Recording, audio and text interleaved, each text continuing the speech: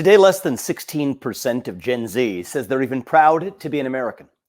We have a 25% recruitment deficit in our U.S. military. National pride is arguably at an all-time low in the United States of America.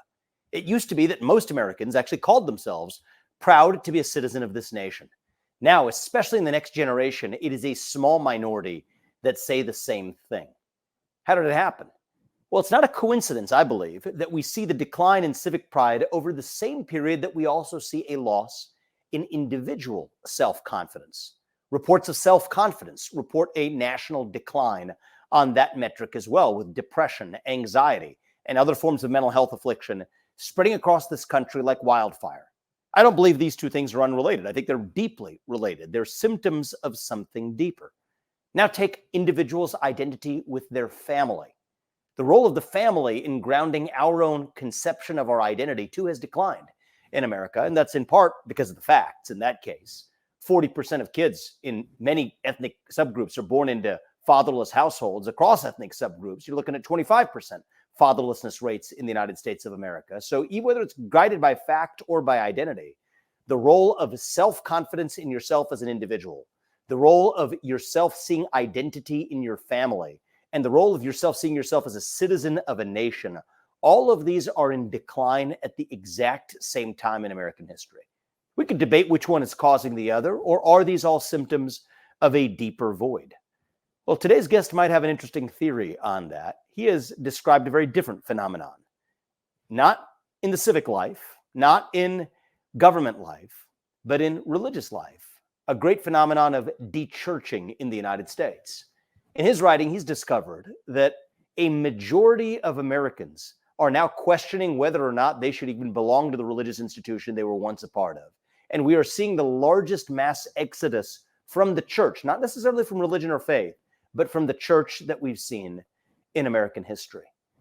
I don't think that's unrelated. It's no coincidence to be able to see the great dechurching at the same time that we see a loss of national pride, at the same time that we see a loss of family identity, at the same time we see a loss of self-confidence responsible for a mental health epidemic in this country. There is something deeper going on. And that's the conversation we're about to have with my guest today, Pastor Jim Davis. He is in Orlando. He's joining us. We're having a conversation that we're going to pick up and continue right now. Thank you for having me, Vivek. It's good to talk to you. And I know you have written about the phenomenon of dechurching, but before we get into your scholarship, I thought it'd be helpful to hear a little bit about your background, right? You're relatively speaking young. You came to religion maybe from a different vantage point than what many people would stereotype as a pastor doing scholarly work today. So tell us a bit about your background, what brought you to be a person of faith, and what you do today. And then we're going to get into the details of what's going on in our country. Well, I appreciate it. I grew up in Orlando, Florida.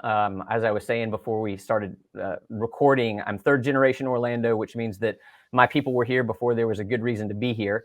I grew up going to church. I was not a Christian until I went to college. You went to Harvard and Yale. I went to the Princeton of the Panhandle, Florida State University. And my goal when I was at Florida State was to be one day governor of the state of Florida. And so that was my track. Actually, my campaign manager for my senior class president campaign was Representative Matt Gaetz. So is that right? We go way back. Yeah. He was a good friend in college. And wouldn't want to argue him. I remember thinking back in the day, I wouldn't want to argue him that the sky is blue. He was a brilliant debater. But that was the path, and we were both on that path. And I remember realizing that at one day that I didn't feel happy. I didn't feel satisfied. I was putting together my resume, which was everything to launch me into that career. And there was a dissonance inside of me between the dissatisfaction of I have everything that I think that I should have, yet I'm not fulfilled by it. And so I began praying every day, really, God, if you're real, I don't want to just believe something to feel better. I want you to really show yourself, because if you're God, you can. And then a friend shared the gospel with me. Actually, a guy with Campus Crusade for Christ walked up to my fraternity house, never seen a campus minister in my fraternity house ever.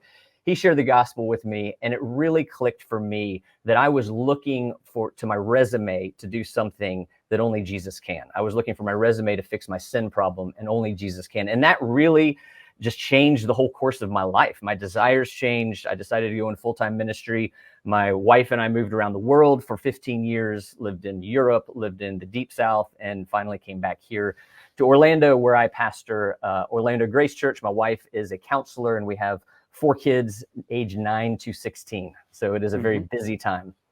And one of the things I learned from you is that in Orlando, it turns out it's a trend in the United States, but apparently in Orlando, you see it with your own eyes. People are actually leaving the church as an institution, going to church much less. What do you think was going on there, and what opened your eyes to that? Was it anecdotal, or was it scholarship from the start? It definitely started anecdotally. We began to see that the majority of the people who we interact with in Orlando who don't go to church used to go to church. We then did see a Barna study that made the case that Orlando had the same percentage of evangelicals as New York City and Seattle, which really hit us. Like New York City and Seattle, the cultures of those cities feel so different than Orlando, Florida. How could we have the same percentage of evangelicals? But then it's like our anecdotal experience began to make sense of what we were hearing, because the majority of the people here still carry with them biblical knowledge, biblical foundation, in many cases seem to very much be Christians, embrace Christianity and Jesus. And so we began to look for more scholarship. We could not find it. My wife was actually in grad school at the time and wanted to do a research paper on dechurching. And the professor said, I'd love that, but you can't, there's nothing to research. So we then commissioned the largest nationwide quantitative, academically peer-reviewed study that has ever been performed, which may not sound that impressive once you know there was nothing, but it's a legit study, 7,000 participants, over 600 data points. We hired social scientist Ryan Burge to oversee this study. And our thesis was that this is not just an Orlando issue, that we could in fact be in the largest and fastest religious shift in the history of our country. And the study, in fact, definitively proved that we are. And of course, the big question, and we'll spend some time talking about it, is why? What do you think's going on? So that is the question. Up until recently, I think if your media or information diet is more to the left, you're going to hear that it's the church's problem. It's misogyny in the church, racism in the church, abuse in the church, scandal in the church. If your information intake is more from the right, you're going to hear it's the culture's problem. It's secular progressivism. It's the sexual revolution. These are the problems. What's fascinating is that both of these are right and both of these are wrong. So yes, you see both of those things as reasons for people who are leaving the church. But of the 40 million adult Americans who have left church in the last 25 to 30 years, that group, both of those stories only account for 10 million of the 40 million people. We call those the dechurch casualties. The lion's share, the 30 million, is what we call the casually dechurched. So the number one reason for dechurching in the United States is simply, I moved. Attendance was inconvenient, became a single parent. So the people in the left and the right articulating those stories, they're louder, they're loudest, so it can make it feel like that's the lion's share of what's going on. But the majority of the dechurching, like I said, is pedestrian, and the people experiencing that are dechurching unintentionally, and they're doing so more quietly. If I just push you on that just for 1 second, though, it's interesting that that's a mundane story and has a happier valence to it, that it's just a mundane reason I moved. Well, people have been moving from one home to another for a long time. So I think that still doesn't account for why the phenomenon of now, why is it the last, say, decade, accounts for this level of purposeful migration, not to the church, but away from it. What do you think accounts for that, acknowledging that people have moved from one city to another for a long time? Yeah, historically, we really have to focus on the 1990s. That's the inflection point for what's going on. Now, any social scientist worth his salt would argue that these inflection points don't come out of nowhere, and they would be right. We can go to 1776, we can go to theological liberalism, we can go to immigration, but that led up to the 1990s, 4 very important things happened that kicked this off. The first was the fall of the Soviet Union, and people don't realize how significant this is to lay the groundwork for dechurching. Before the end of the Cold War, I'm 44. You're younger than I am, but I can remember a time. I'm not sure if you can, when if someone were to say, "I am no longer a Christian," it wasn't uncommon for the next question to be, "Well, are you a communist?" Mm-hmm. I mean, because it was a battle between between American Christianity and our godless atheist enemies. And it's no coincidence that under the Eisenhower administration is when we got "In God We Trust" on our money, under God on in our pledge.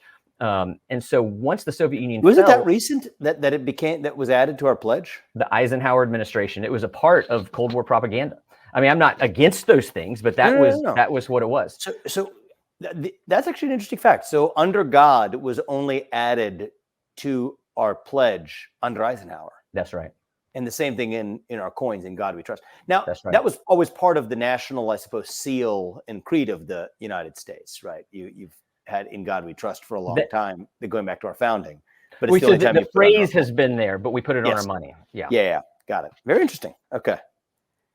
So anyway, you think that was part of a spike that was created as so now you could be a Christian and a patriot for the first time. So second, you have the rise of the internet. So we're not even talking social media here, which is a whole nother conversation. But by 1994, you had internet cafes. By 97, you had internet, while not in most homes, only about 20% of homes, it was in schools and libraries. And you could comfortably research other worldviews in a way that you couldn't before. You have the rise of the religious right. So there were a lot of people, well, I'll just leave it at religious right for now. And they would say to be a Christian means to be where I am politically. And a lot of people said, well, if that's Christianity, I'm out.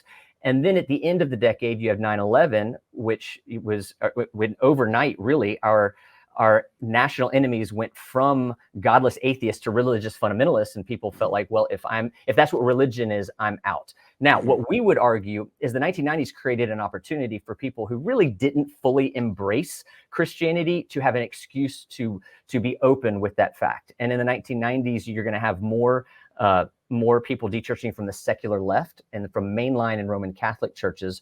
But as you continue through the 2000s, it's actually the secular right that's dechurching now at twice the pace of the secular left. And so you could make the argument, well, that's because the secular left. When you say now, how recent is that the secular right is actually dechurching at a faster pace? Our research goes until the beginning of 2022. So by the beginning of...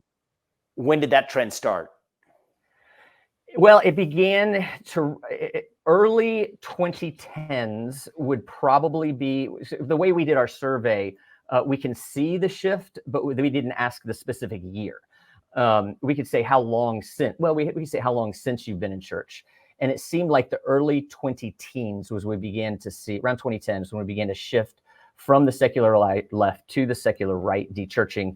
But the secular right now has caught up in full number to the secular political left. So you have equal shares of people who have dechurched on both sides of the political spectrum, which impacts a lot of not just the church, but the political field. And I didn't screen or know what your answer to this would be before the conversation. Do you have a political leaning yourself? Left, right, none of the above? I'm definitely a conservative. I'm a Republican. Yeah. Okay. As a pastor, I probably shouldn't get too much more specific than Republican. It's not nothing, it's as an honest matter as which way you lean, but what that has to do with your ministry is a separate matter. Yeah, I would say I'm conservative. I'm a Republican. I also would feel very strongly that no church should be politically syncretized. I don't think that the Christian faith aligns perfectly with one party or another. Yep, fair enough. But anyway, back to the question of, I was actually just going to gauge your familiarity with politics when I asked you this question. That phenomenon you described in the last 10 years of the secular right dechurching at a much faster rate than the secular left, and in absolute numbers catching up to be the same. That's actually another surprising fact that I've just picked up in this short conversation we've had. That's, to me, shocking, actually.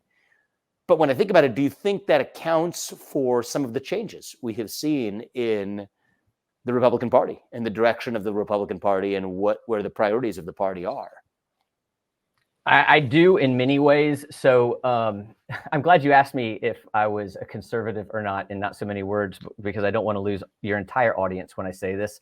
But from a social science standpoint, when you have so many so many people leaving the church from the secular right, it changes the dynamic. I actually would argue that it helps Donald Trump.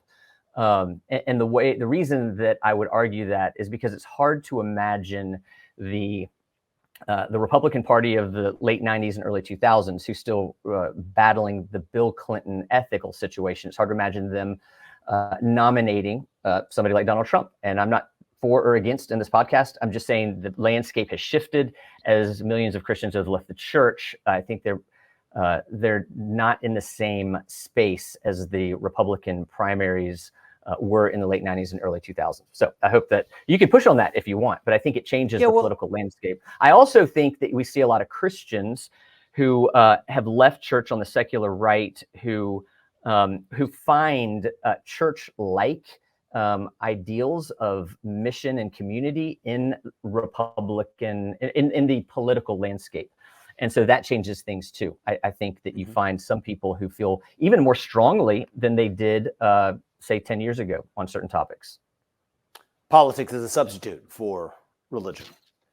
I think it can be for people. I'm not saying it's an adequate substitute. I'm just saying it is for millions of people.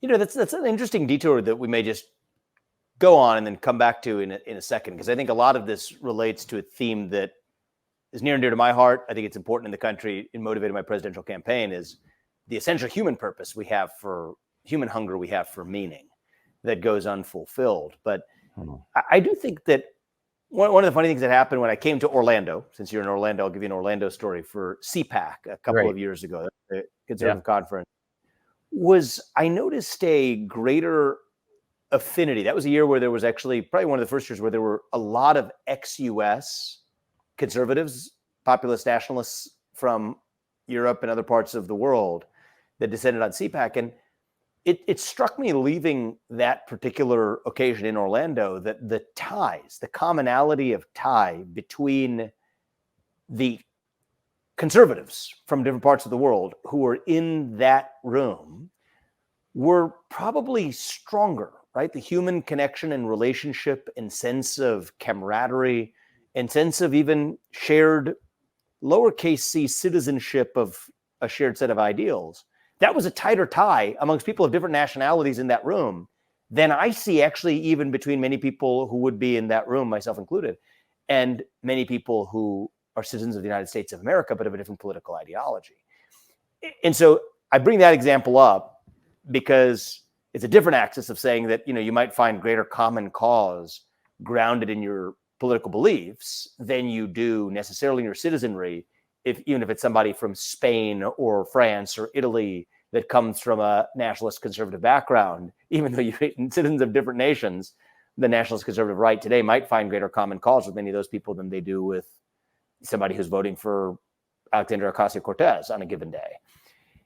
And I see a parallel in what you're saying with respect to the church in some sense, is you might overtake your sense of commitment goes to where your national ideology is, rather than somebody who's sitting in the same pew as you on a Sunday, even if they're going to support, you know, put a transgender flag in their yard or a Ukraine flag, and you're going to put only an American flag and reject those displays at your home. You might find greater common cause for a neighbor who is an atheist or a Muslim or a Jew or whatever, even though they're of a different faith.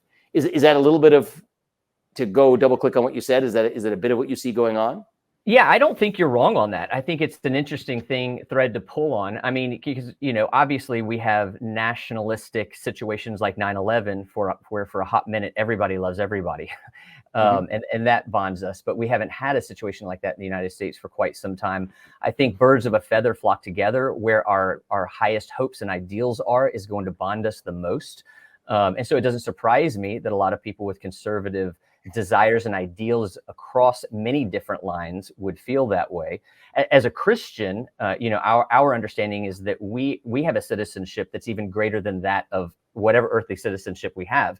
And so I guess there's at least two implications to that. One, when we gather, across national barriers, we have something greater that bonds us than even our national barriers. But it should also make us some of the best citizens. Because we have a higher citizenship, our ultimate value and purpose is not found here, which should make us more willing to sacrifice and pray for our leaders and serve our leaders, even if we don't disagree, we don't agree with them.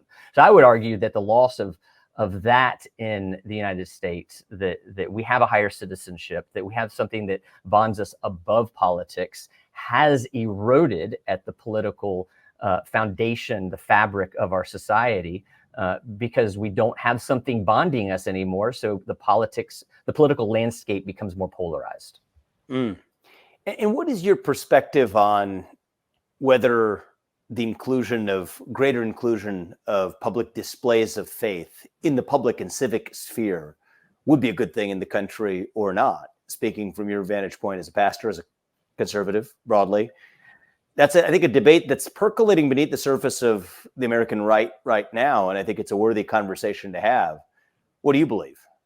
Well, my theological tradition, my stream, I would advocate significantly for religious freedom. Significantly, I would fight for your right as a monotheistic Hindu to worship the way that you want. I think there's a large misunderstanding of what the separation of church and state means. It doesn't mean that religion can't spill over into the state sphere. It means that the state can't tell us how to worship. So, we can go different directions with this question, but my first and main thought is that we should be able to have the freedom to worship how we want. That's a part of the founding of our country. There are challenges that come with that, and I can talk about those challenges, but that's where I stand. I would fight for those freedoms. I would argue for those freedoms. And I would argue against those that use the separation of church and state to erode at those freedoms. Mm-hmm. So back to the phenomenon of dechurching then. What do you think is going on with the casual dechurcher? That's the majority of them. So let's talk about that. What makes the current moment, you gave those 4 reasons, right? You get the fall of the Soviet Union in the 1990s as a turning point. We're pretty far from the 90s though, right? I think a lot of people, I spoke to a young audience in Washington, D.C., where not a single one of those people was born or even close to being born at the time 9/11 when those Twin Towers went down. And so I buy that inflection point, but like right now, and especially a trend that you saw, which was the secular right going further in that direction, you're talking more than a decade after 9/11 when that began. It feels to me like there's something else going on right now where it might manifest itself as, I guess I casually don't have time to go to church anymore because I got to take the kids to soccer practice. But kids have been going to soccer practice for a long time. People have been moving cities for a long time. It feels like there's a greater sort of ennui a blanket of ennui that has really enveloped the country over the course of the last 10, 20 years. I think social media probably does play a bigger role in it.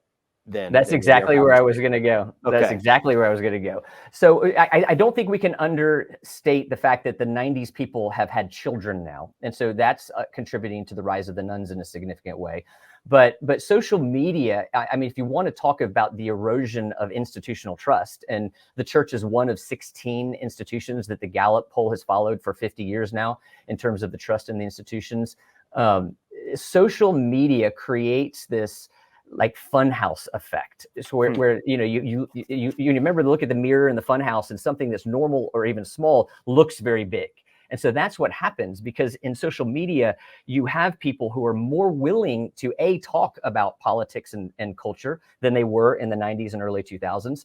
But then because they get, not only do they get likes when they say something, the algorithm feeds them people who are going to give them likes, which makes them more bold and more honest. And you see this across the political spectrum. And the net effect is an erosion or a liquidation of the trust that we experience here in this country. So I think social media has done so much to make us louder, to isolate us, and to individualize us. I think so. You teed that up very well. I 100% agree. When you move into the sphere now, that's a major factor. I wouldn't undercut children's sports as quickly as I feel like you maybe just did. I think that's what is expected of Christian parents with their children in terms of travel sports. And I say this as the father of 3 teenagers. I feel it. I experience it. I'm sympathetic to it. But we've gotten busier. We've gotten more fluent in some ways. But the great dechurching actually doesn't affect the people that you would expect it to, probably. It's not only the upwardly mobile and affluent. It's actually hitting the less educated and the less those with less income more than anybody else. Because if you think about ordinary life transitions affecting somebody, who is it going to affect the most if you lose your job and have to move? Who is it going to affect the most if you become a single parent, however that happens? It's going to affect the ones who don't have the financial and social safety net. They then have to work longer hours or more unusual hours, and church isn't, in the way that church exists right now, for many, the church isn't going to work for them. So I think there's a few things that we can follow, threads that we can pull into the early 2020s that affect this casual dechurching. Mm-hmm. Mm-hmm. I think the social media strand is interesting. That's also one that we can study, actually. It is, and you'd be probably the best person suited in the world to do it, perhaps, given your scholarship already, is you probably know which Americans are using social media and which ones aren't. And my hypothesis is that you probably do see a greater dechurching effect in those who are regular social media users versus those who aren't. And I just think that'd be such a fascinating question to actually answer. And suppose that hypothesis is right. Do you have any basis to believe it is or isn't?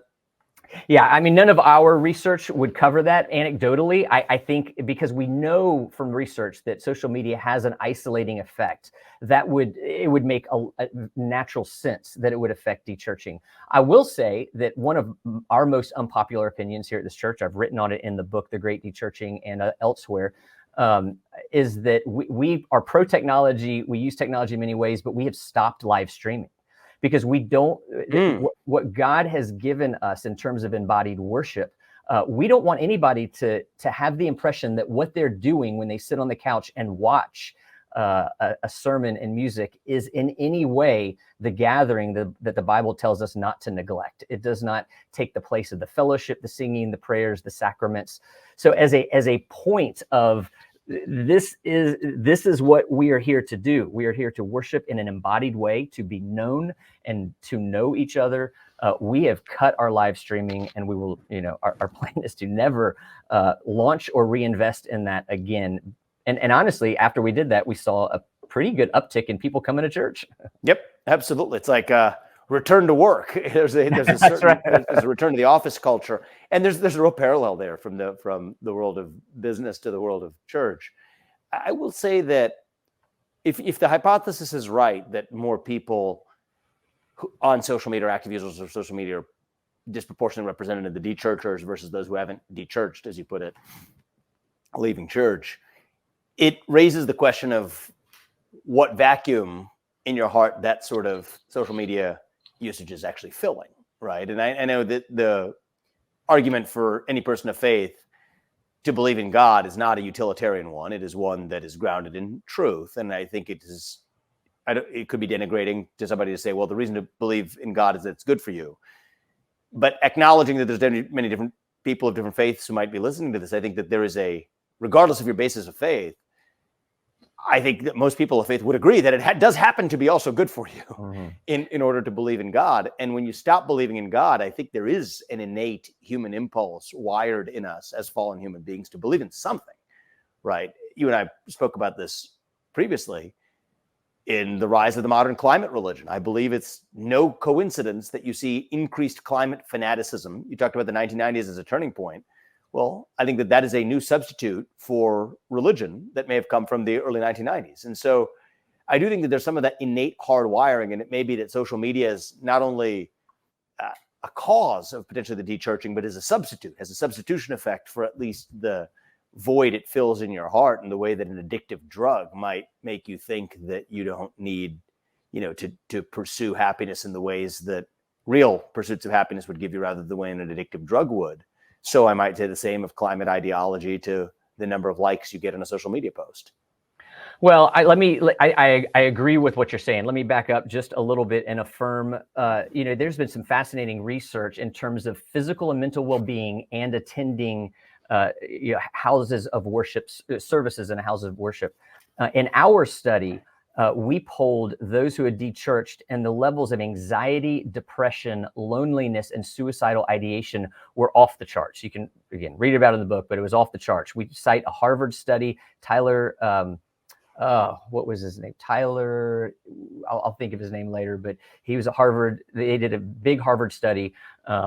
And actually, this, Harvard's not a bastion of Christian thought, and they came to the conclusion that physicians would do well to consider religious services as a form of healing for people because they can't deny the data. It's good for people. Now, going forward to the second part of your question, Martin Luther said, "Our hearts are idol factories." We are constantly looking for some place to find purpose and find meaning.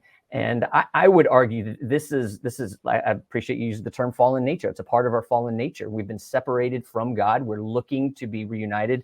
And, from my perspective, Jesus Christ, because he died on the cross as a payment for our sin. So he took our sin, but then he gave us his righteousness.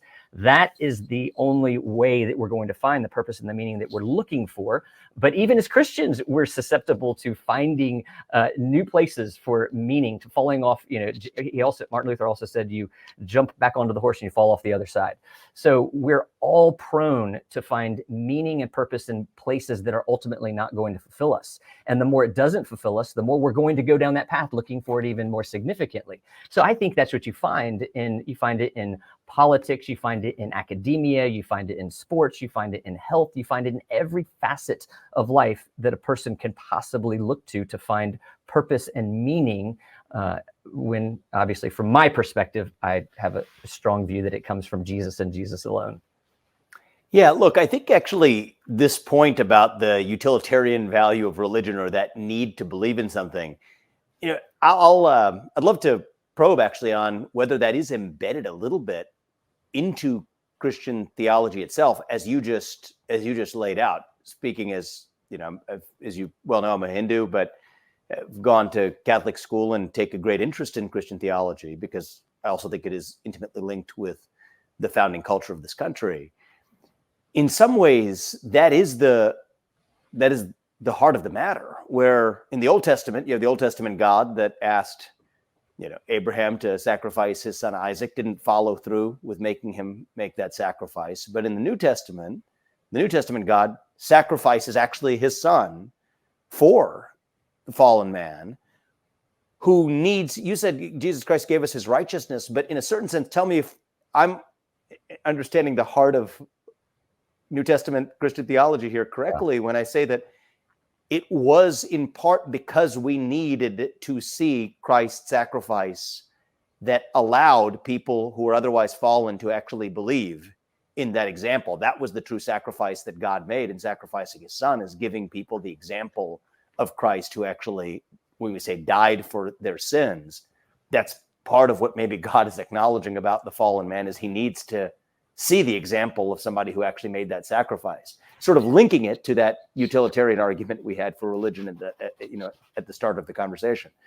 Does that make sense? And I'd love to hear your I've heard you. I mean, I think you probably know more about evangelical and even Roman Catholic beliefs than the majority of evangelicals and Roman Catholics. I've heard you speak enough, but so I would argue. I would ask the question: what makes Jesus's death on the cross good? Is it an example? Is it just a display of love? I mean, because if I was with my family at the Grand Canyon and I told my family, hey, let me show you how much I love you, and I jump off the edge of the Grand Canyon, that's not good. Like, that's not that's not going to communicate what, something that we'd call love and goodness. Now, if one of my children were about to fall off the edge and the only way they wouldn't fall off the edge was for me to fall off instead, then that's true love. That's good, sacrificing for their good. And so Jesus didn't just die, and I don't hear you specifically saying this, but you hear this in our culture. Jesus didn't die just as an example or a display of goodness. He died to actually take on the wrath of God in our place, because he lived a life without any sin. He fulfilled the law in every way. And so he alone can take on the wrath that we deserve, and it's his righteousness that he earned that he gives to those who put their faith in in him. And so we, connecting this to the beginning of your question, we as humans were born to worship. We were born to worship. We were born to worship the God of the universe. Without Jesus Christ, we don't know how to adequately worship. We're going to look to worship in other areas. We're going to worship lots of different things that aren't going to fulfill us. And so Jesus came to not only redeem us, but give us his spirit. And now we know how to properly worship. And it is as we follow him and as we are conformed more into his image, the process we call sanctification, we find more joy, we find more satisfaction, and from worshiping him. And worshiping isn't just on Sunday, it's all of worship. Romans 12 talks about this. It's worshiping him in the decisions that we make publicly and decisions that we make privately. But every human being, and this is where you're spot on, was born with a desire to worship. We just don't all know what it is we're to worship and what kind of worship is going to give us the purpose, the meaning, the joy, and the satisfaction that we long for. Mm-hmm. And just because it's interesting to me, even though it's a little bit tangential to our conversation, that is a slightly, there's some daylight between the view. Forget the idea that jumping off the Grand Canyon because you want to show how much you love your kids as a crazy person. That's just not good, as you put it. But as you did parse carefully, it's another matter if your kid was actually going to fall off the Grand Canyon, but for you actually be the one to jump. That is a slightly different theological account of why Jesus died on the cross and why it was good than to say he was taking on the wrath of God and he was alone able to take on the wrath of God. And is that, amongst the theological strand, amongst theologians and whatnot, is that a subject of debate, or do you think that there is a unified view of Christian theology on that distinction? Orthodox Christianity has always held that the gospel is good news because the wrath that he received is the wrath that was coming our way, all of us. And so that's why I give the Grand Canyon analogy. Like, that wrath is what we deserve, every human being. And that wrath is what he willingly took on, the Bible says, for the joy set before him. That joy was the glory of God and his love for his people. And so that's the connection point. That's what makes it so good, is because that's the same explanation. So if you do believe it is a problem, all else equal, dechurching in the United States of America, for either utilitarian reasons or reasons grounded in what we might call truth and the pursuit of truth, wherever you land on the reason for why, if it's a bad thing, what do you think is the right steps for us to take as a society to fix that? Does it start from within the church or does it start elsewhere? That's a great question. I think it starts within the church. I think, we have front doors and we have back doors. I think the good news that we see in our study is that 51% of dechurched evangelicals are willing to come back today.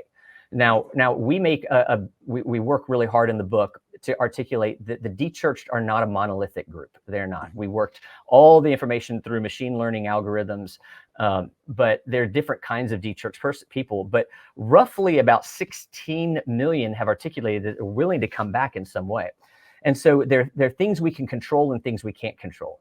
We can't control necessarily your average person. You may have more influence than I do in this, but your average person can't control the sexual revolution, secular progressivism, radical individuality, those kind of things. But what we do have access to is to make sure the church is doing what the church is to do. And so again, there's a lot written on this in the book, but yeah, churches, even though as a whole, churches are not doing well because so many people are leaving, churches that hold on to the historic gospel and do so in a winsome and contextual way, they're actually largely doing well right now. I know a lot of churches that are growing and being very fruitful. So I think when we can, I think churches should expect to have leadership that knows its people, that knows how to substantively pray for every member of their church. They should know who's in and who's out, how to care for them, how to invest in them, disciple them, the defensive side of caring for people, the offensive side of equipping them and sending them out, providing adequate ways to worship and grieve and find hope in, no matter what's happening in our life in Jesus Christ. The more churches can do those things, I think they're going to do quite well, even if the total number of Christians, air quotes, decreases. I think there is kind of a purification that's going on, because in the 20th century, which is our high water mark, there was people went to church because they wanted to run for politics or have a good business. And now those kinds of incentives have been removed. And I think what we're seeing is something that's more true and more pure. So I actually think there's a lot of hope in the research that we've done. I think there's some reasons for concern. The social safety net of our country, by most accounts, 40% of it is accounted for by religious nonprofit.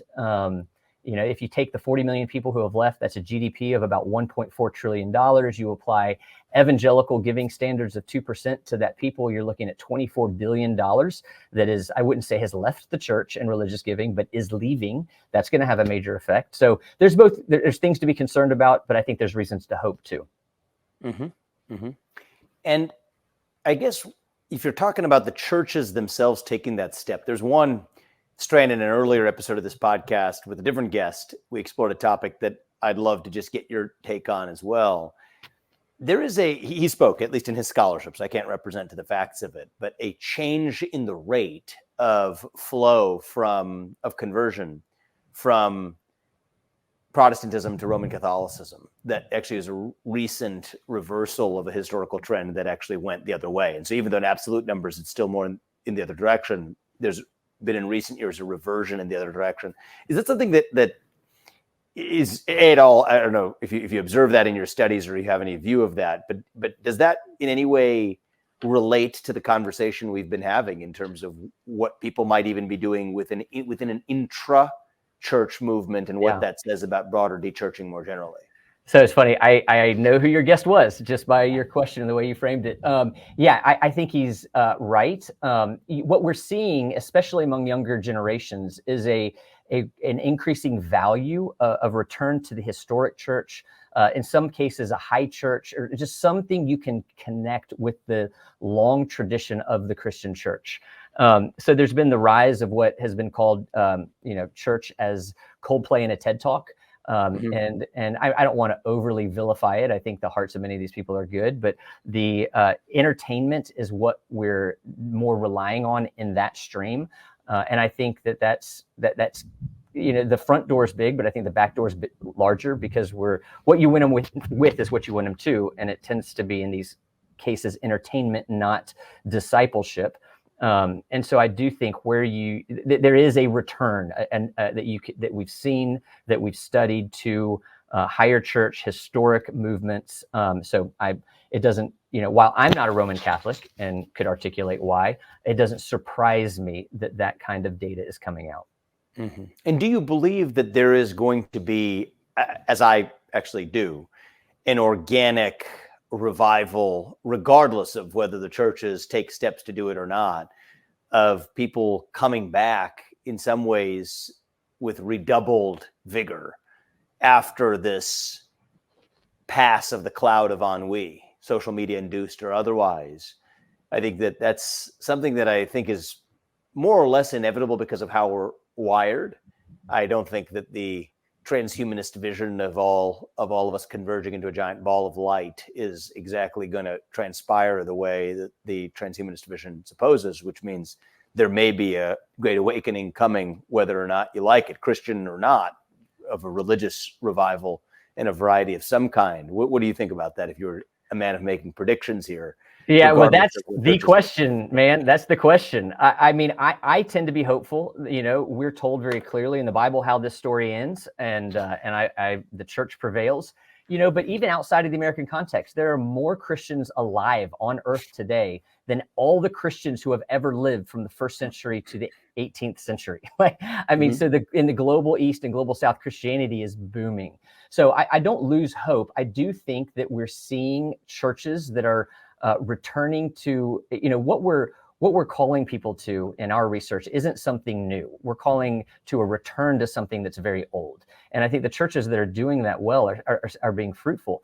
I'll be the first to admit 2020 was chaos in our church. Absolute chaos. You had political, racial, pandemic chaos. And I was a brand new pastor of this church at the time, which wasn't helpful at all. But I'm so encouraged at where our church is now. There is this deep sense of why we're here. There's much less fighting. We can have our opinions, but they're secondary and tertiary to why we've come together as a church. So in my own context, but also in a lot of other churches that I'm in contact with, I'm very hopeful. I'm hopeful that the church is going the right direction. We're owning the things that we need to own in terms of major mistakes that we've made along the way. We're able to more boldly and winsomely confront the changing culture and communicate a hope in the gospel of Jesus Christ that is ultimately what I believe everybody is looking for, whether we realize it or not. Mm-hmm. And, putting the predictions, of what's going to happen automatically to one side, I do think that maybe we'll close on a theological question, actually, which is the question I just asked you is, what do you predict is going to happen if the church doesn't intervene? Let me just go in the other direction for a second, which is to say that if God sacrificed his son, Jesus Christ, so that people may be saved, I think that raises the question of why God permits the dechurching effect that you're talking about. And just from a theological perspective, I'd love your reflection on that as a pastor in terms of what you think is going on. Because the version of the world I gave is this is a cycle we go through from time to time. And people come back to not new ideas, but very old ones, as you put it. But what do you think is the theological backdrop against which this is happening as well? Well, I thought, and I think it's a really good question. I don't presume, obviously, what I know, I don't presume to speak for God on this, but I think God cares that his church is as pure as possible before Jesus's return. And I think that the high watermark in terms of church attendance of the 20th century, I would not say was a high watermark for Christianity in this country. I think you had a lot of people in churches because it was socially beneficial. And I can see God it being a great blessing to the church to churches that have departed from the historic faith, from what we, all the orthodox things that we have believed for millennia. They're the ones who are suffering the most. And so suffering in terms of church attendance. And so, I could see God giving us a great blessing of purifying the church. I would rather there be 500,000 true, devoted Christians in the Church of the United States than 500,000 devoted Christians and 9,500 more people just here. Now, let me say, not as if they're here to hear the message, that's great. But here's just to get something other than the gospel. I just think there's a clarity that comes across. So I could see God's grace in that. I think the church in many ways has perverted itself in terms of, it could be going, letting go of the main tenets of our theology. And it could be, where, pastors and church leaders have built a Tower of Babel of sorts. How big can we be for my glory, not God's glory? So there's a lot of things that I could imagine God doing, and it being good and right. And even if we don't understand it all, we can trust that it's good and right because he's in control. Mm-hmm. Yeah, and it's an interesting calmness with which you, and a smile that you approach the whole study of what is otherwise someone in your shoes could think as a discouraging phenomenon. And let me just ask you about leaving the topic of religion and even the topic of dechurching for a second. What, in a civic sense, is your diagnosis of how we're doing as a country and where we're headed? I'll ask you the same question, not in theological terms, but in civic terms. Obviously, we're experiencing a great polarization. We're experiencing, in that Gallup poll, institutional trust is just reeling. I would argue that when you get to the extremes of the left and the right, it's more of a horseshoe effect in terms of eroding away at some of the trust that we have, whether it's military, Congress, whatever it is. So I think the extreme left and right work on the same way.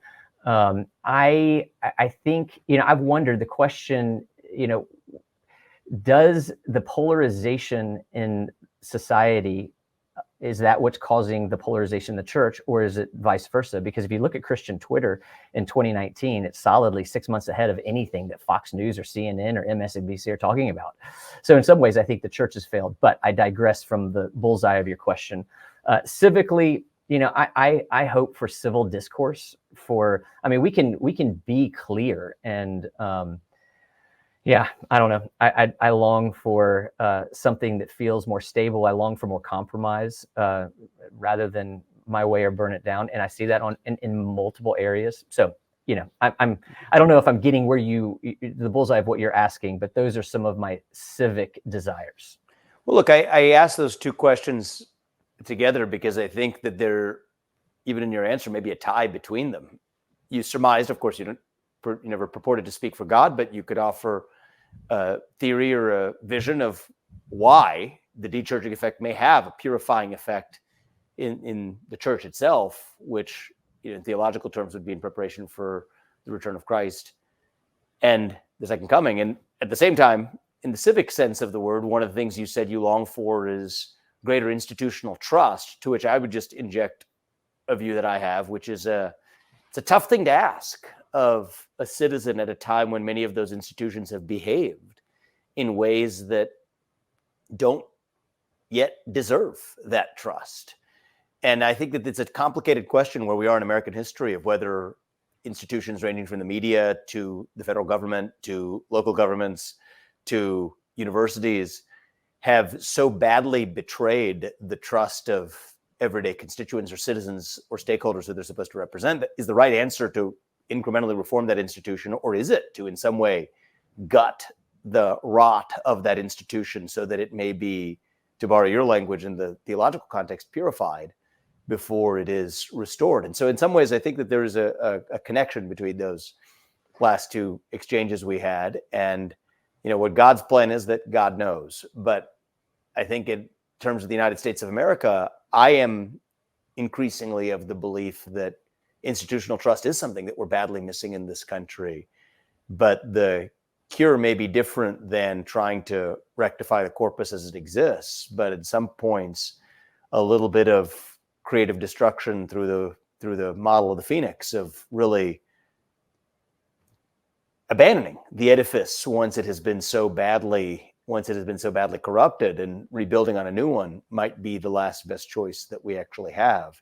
And there may be a deeper parallel between what's going on in the context of the church, which we spent most of our time, and part of the civic path forward in our country, which is certainly of great interest to me. So didn't mean to get so abstract there at the end, but I think that there are some deep parallels between both of those strains in our conversation.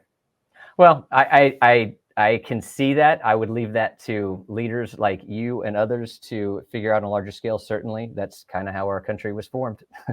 But yeah, so I'll stick to what I know best and leave some of that other stuff to people whose lane it is more solidly in. Well, I enjoyed our conversation, and I hope this is the beginning of more we have. And one of the things that I hope more Americans can take away from you, apart from what members of your church get from you every week, is for everybody who watches you and speak about your book so eloquently, is the joy with which you're still able to approach complicated and at times even otherwise depressing topics, to be able to bring to that a personal level of positivity, I think is actually something that we're too often missing. You could both see something with clear eyes without seeing it through a rose-colored prism or lens, but still be able to approach even some of the darkest subject matter with a sense of hope of what's possible on the other side of understanding it. And I think that is a great gift that you have, that I hope you're able to share with a lot of our fellow citizens at a time when we could use it. So thank you for joining me today. And I hope this is the first of many more times we talk. Thanks. Well, I really appreciate you having me, and I'd love it. Hit me up when you're in Orlando someday. Will do. Take care. You too. Thank you.